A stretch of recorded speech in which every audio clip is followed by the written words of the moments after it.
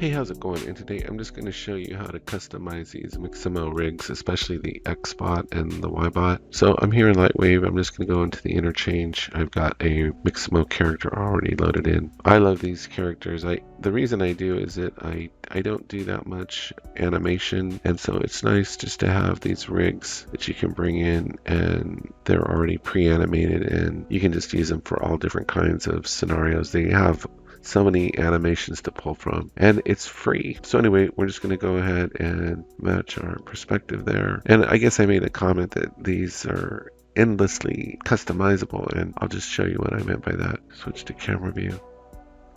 Okay, so that's the rig. It's just leave it in T-pose. So the first thing, if you go into the surface editor, you'll notice that the rig comes in with joints and the surface. So the joints, of course, are all these little balls, and then the surface is all the other areas like the chest and these midsection, the leg. So primarily you're applying the surfacing to the surface, not to the joints. So like the joint, the first thing it comes in is standard. So if you hit shift, you can switch it to principal BSDF, and then it looks different right away. We can go into VPR. What I mean by endlessly customizable is that if you go into because this is a surface, you can apply any procedural you want. So we'll just do a few of them here. Now we're on the body. The one I'm fond of is, of course, is checkerboard. And if we just make it red and we plug this in, we'll click this, minimize that, you'll see we get this kind of configuration, and it,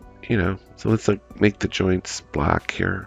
So yeah, you may not like that, but that's just kind of different from, it doesn't even look like a checkerboard pattern, right? It looks like something else almost.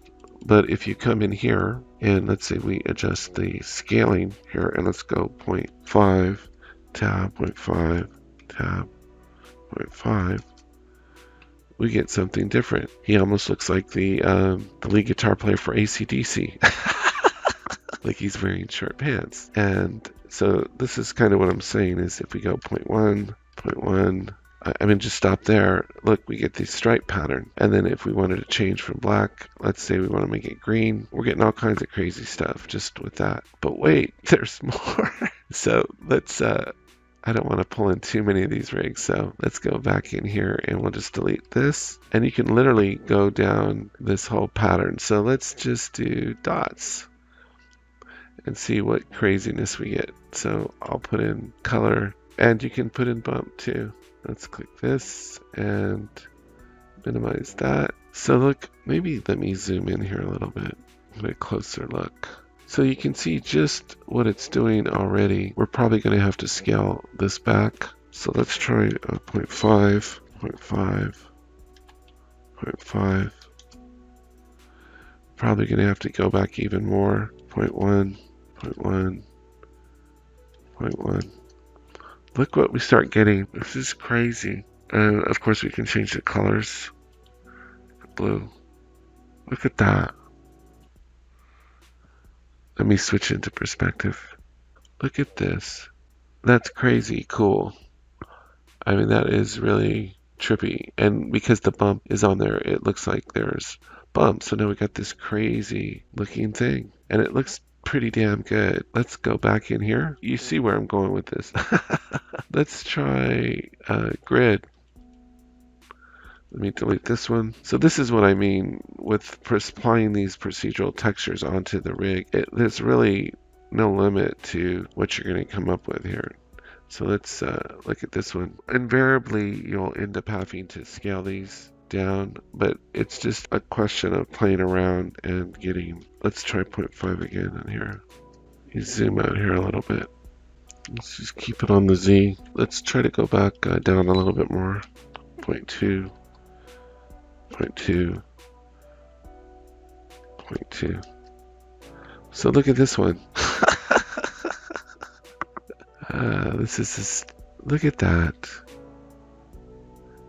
That looks pretty damn cool. And of course, again, with the colors and the bump. And with these procedural, it really looks like it's modeled into, these surfaces are like modeled into the rig itself. So you just start coming up with a lot of super cool stuff. So let's make it all orange.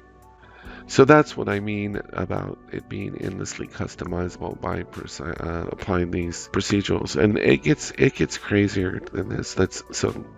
Which one did I use the other day? Let me just do one more. I think it was crumple. I think this one makes it look like rock. You see that? I think I can add the bump. Look at that. Maybe that's a little too crazy. But you see what I mean? Just the craziness of it all. I did a video on doing the black glass, and I actually think that's one of the more interesting ones. So you just have to get in here and experiment. It's literally limitless, trust me. And so that's all I had for today. I hope you found this helpful, and I will talk to you next time.